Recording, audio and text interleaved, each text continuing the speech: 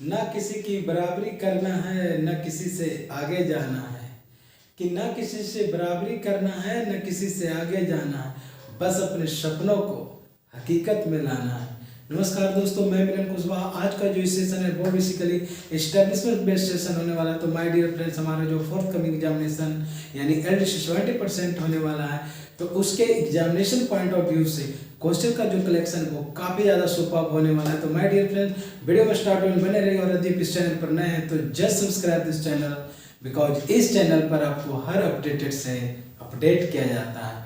तो my dear friend, don't kill the time and let's begin.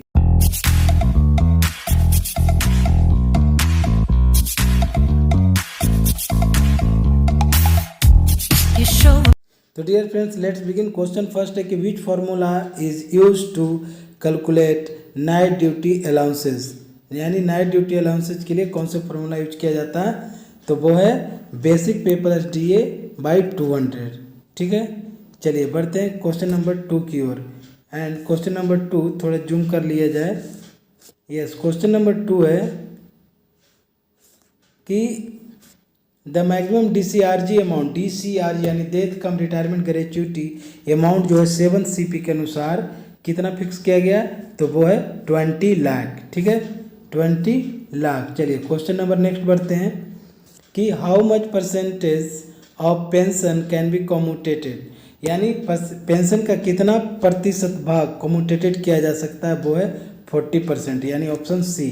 Next है कि after commutation of pension when it is restored, यानी commutation करने के बाद, पेंशन का कम्यूटेशन करने के बाद कितने समय के बाद इसे रीस्टोर किया जा सकता है, तो इसका जो राइट आंसर है वो है आफ्टर 15 ईयर्स। आफ्टर 15 ईयर्स जो भी पेंशन का कम्यूटेशन किया गया है उसको रीस्टोर किया जा सकता है। ठीक है, चलिए बढ़ते हैं अगले क्वेश्चन की ओर। एंड जो नेक्स्ट क्वेश्चन है वो है कि what is the colour of second class A privilege पास, यानी सेकेंड क्लास ए का जो प्रिविलेज पास का जो कलर होता है वो किस कलर का होता है, तो वो होता है yellow.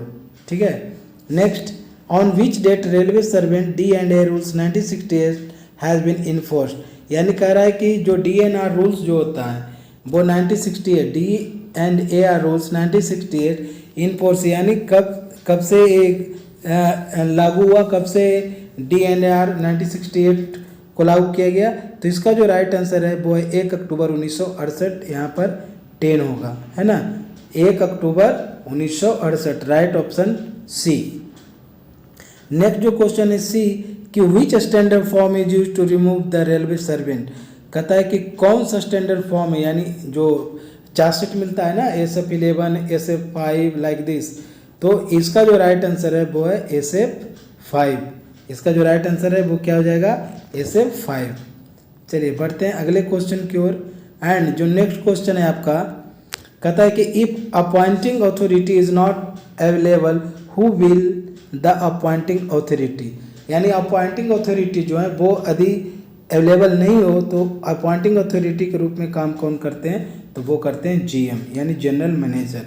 Next, when casual labour can be govern under railway disciplinary rules, तो कहता है कि when casual labour can be govern under railway disciplinary rules, कहता है कब जो कैजुअल लेबर है वो गवर्न किया जाता है अंडर रेलवे डिसिप्लिनरी रूल्स, तो इसका जो राइट आंसर है कहता है कि ऑन अटेनिंग टेम्पररी स्टेटस, यानी ऑन अटेनिंग टेम्पररी स्टेटस, तो ये है option C is right answer.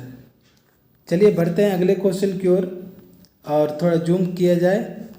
Yes, next जो क्वेश्चन है वो है कि which form is use to suspend a railway employee, यानी किस फॉर्म के द्वारा रेलवे एम्प्लॉय को सस्पेंड किया जाता है, तो वो है SF2, यानी SF2 किसी एम्प्लॉय के अगेंस्ट में दिया जाता है तो उस रेलवे एम्प्लॉय को सस्पेंड माना जाता है, यानी रेलवे एम्प्लॉय को सस्पेंड करना है तो कौन सा चार्जशीट देना होगा, SF2, स्टैंडर्ड फॉर्म 2। नेक्स्ट क्या है, if a railway suspended and minor penalty is serve to him the suspension period will be treated as, देखिए कदा कोई रेलवे सर्वेंट को सस्पेंड कर दिया गया और उसको माइनर पेनाल्टी के रूप में उसे माना गया, तो सस्पेंशन पीरियड जो होगा वो ट्रीट किया जाएगा किस रूप में, तो वो होगा कंप्लीट ड्यूटी के रूप में। कब? जब suspension period treated as complete duty कब माना जाएगा, जब उसको माइनर पेनाल्टी के रूप में ट्रीट किया जाएगा। ठीक है, चलिए नेक्स्ट क्वेश्चन, क्वेश्चन नंबर 45 कि how much subsistence allowances is granted in suspension period. Suspension period के दौरान यदि कोई रेलवे एम्प्लॉय है वो सस्पेंड कर दिया गया हो, तो सस्पेंशन पीरियड के दौरान जो जीवन निर्वाह का भत्ता जो होता है सब्सिस्टेंस अलाउंस, वो कितने परसेंट दिया जाता है, तो वो बेसिक पे का 50% दिया जाता है, यानी हाफ सैलरी, बेसिक पे का 50%। कहता under which rule subsistence allowance is granted, कहता किस रूल्स के तहत सब्सिस्टेंस अलाउंस ग्रांट किया जाता है, तो ये जो रूल है वो है रूल 1342 यानी R2, यानी ये जो रूल है 1342 का R2 रूल के तहत सब्सिस्टेंस अलाउंसेस ग्रांट किया जाता है। ठीक है, चलिए क्वेश्चन नंबर नेक्स्ट कि how much maximum basic pay has been fixed in 7th CPC। 7th CP में जो मैक्सिमम जो बेसिक पे निर्धारित किया गया वो है 2.5 लाख रुपया, 2,50,000 रुपीज़। ओके, चलिए क्वेश्चन देख रहे हैं, बिल्कुल रनिंग क्वेश्चन जो कि डे टू डे लाइफ से जुड़ा हुआ क्वेश्चन है। What does NPA means in railway context. Railway context के रूप में, रेलवे परिदृश्य के रूप में देखा जाए तो NPA मीन्स क्या होता है, तो NPA का मीन्स होता है नॉन प्रैक्टिस अलाउंस, NPA। यदि बैंकिंग सेक्टर से लिया जाए तो NPA का मतलब क्या होता है, नॉन परफॉर्मिंग एसेट। बट यदि रेलवे कॉन्टेक्स्ट में इसको यदि देखा जाए NPA को, तो NPA मीन्स होता है नॉन प्रैक्टिस अलाउंस। ओके, चलिए आगे बढ़ते हैं। क्वेश्चन नंबर नेक्स्ट है कि what is the permissible time limit to appeal petition to the revising authority. Revising authority, what is the permissible time limit to appeal petition to the revising authority. तो within 45 days revising authority petition को appeal कर सकता है, कितने दिनों के अंदर, within 45 days. And next question है कि if railway employee is placed under suspension और retirement date who will be the signing authority of the chargesheet. कहता यदि कोई रेलवे एम्प्लॉय रिटायरमेंट के दिन सस्पेंशन होता है, उसको सस्पेंड किया जाता है, तो साइनिंग अथॉरिटी कौन होंगे जो चार्जशीट देंगे, तो ये है डिसिप्लिनरी अथॉरिटी, है ना, ये कौन होंगे, डिसिप्लिनरी अथॉरिटी। चलिए बढ़ते हैं नेक्स्ट क्वेश्चन की ओर। एंड जो नेक्स्ट क्वेश्चन है वो है कि what is the maximum ex gratia amount is permissible if a railway employee dies while performing his duty. यदि कोई रेलवे एम्प्लॉय पर अपने ड्यूटी के परफॉर्म करने के दौरान उसका डेथ हो जाता है, तो एक्स ग्राशिया जो अमाउंट होता है मैक्सिमम, वो कितना दिया जाएगा, तो वो है 25 मीन्स 2,50,000, 2,50,000 यानी 2,50,000 रुपया, 2.5 लाख रुपया दिया जाएगा। And next how many CTG is payable. देखिए CTG कंपोजिट ट्रांसफर ग्रांट जो होता है, कंपोजिट ट्रांसफर ग्रांट जो कि दिया जाता है बेसिक का 80% तक दिया जाता है, ऑप्शन ए सही हो जाएगा।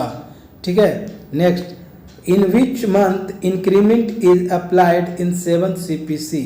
As per 7th CPC increment का जो डेट है वो कब है, तो वो है या तो जनवरी में होगा या तो फिर जुलाई में। तो आंसर क्या हो जाएगा, डी, ए और बी दोनों होगा, ए और बी, या तो ए होगा या तो बी होगा, यानी जनवरी और जुलाई दोनों ऑप्शन में, तो डी ऑप्शन हो जाएगा, ए और बी। नेक्स्ट है क्वेश्चन कि how much is payable for travelling allowances in level 9। Level 9 में जो ट्रेवलिंग अलाउंसेज है वो लेवल 9 to 900, याद रखिएगा। लेवल 9 में यदि कोई रेलवे एम्प्लॉय हैं तो उनको जो ट्रैवलिंग अलाउंसेज है वो है कितना पेबल किया जाएगा, 900।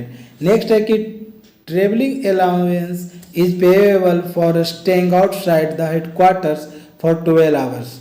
यानी कोई रेलवे एम्प्लॉय अपने हेडक्वार्टर से 12 आवर्स से ज़्यादा यदि आउट ऑफ स्टेशन रहता है तो उसका जो ट्रैवलिंग अलाउंस पे किया जाएगा वो कितना परसेंट किया जाएगा, आई थिंक 100% किया जाएगा।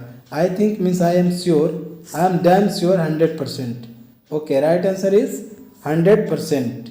ठीक है, नेक्स्ट जो क्वेश्चन है कि the employee starts the journey at means 23:20 यानी 11:20 रात्रि, arrives the headquarter eight 14 o'clock यानी 2 बजे, रात 2 बजे the next day, then travelling allowances पेवेबल।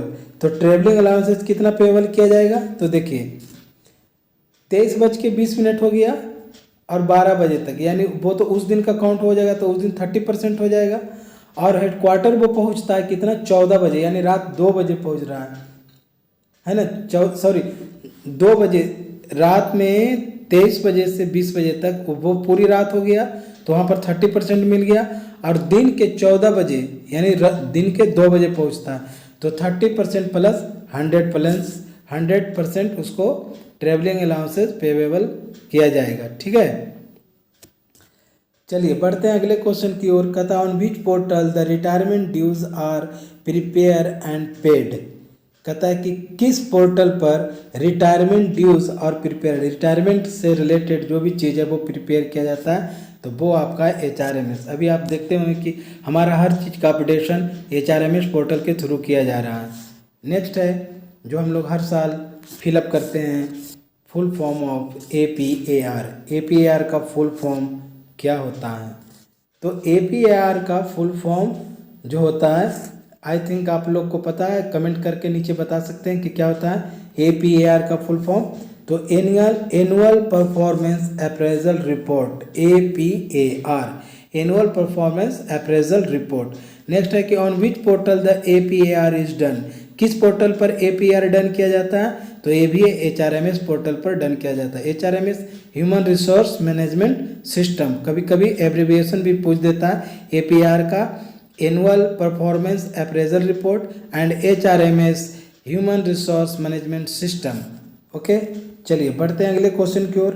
What is IPAS? You know IPAS full form integrated payroll and accounting system, IPAS। कहता है कि what is IPAS? IPAS क्या है? तो IPAS इज अ सिस्टम।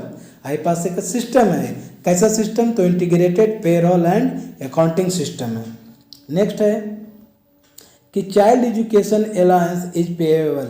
अब देखिए चाइल्ड एजुकेशन अलाउंस जो है वो कितना पेएबल किया जाता है? तो 2250 रुपये यानी 2250 रुपीज़ पर मंथ, जो कि यदि अर्ली देखा जाए तो 27,000 होता है।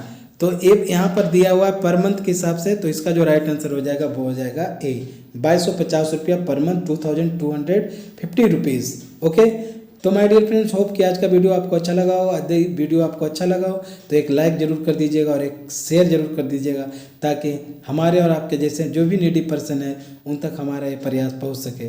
माय डियर फ्रेंड्स, तो मिलते हैं ऐसे ही इन्फॉर्मेटिव एंड इम्प्रेसिव वीडियो के साथ नेक्स्ट वीडियो में। Till then bye bye, see you, love you all.